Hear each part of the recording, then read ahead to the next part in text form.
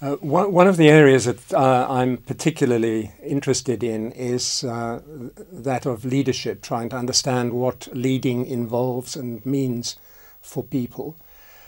And what I find with the great interest that's being taken for the last 10 to 15 years in this whole question of leadership, what I find is that it tends to be idealized and located very much as a characteristic of a person or a number of competences of an individual person. I think that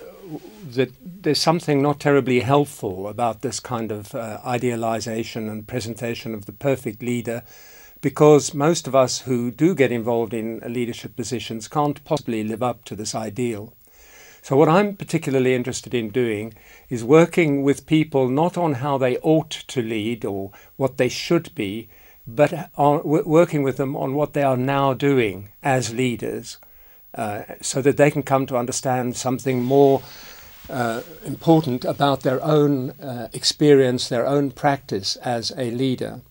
And I think when we do that, we start to discover that leading is an ordinary, everyday activity,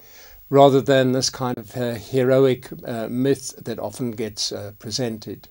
So I'm interested in working with people in exploring together what the nature of this ordinary, everyday political activity which is involved in leadership.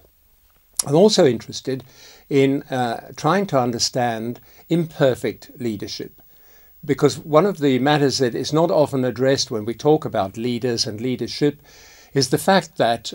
many leaders are quite neurotic and even worse, and it therefore becomes very important to understand oneself and any neurotic tendencies that one has if one is going to take up a leadership position.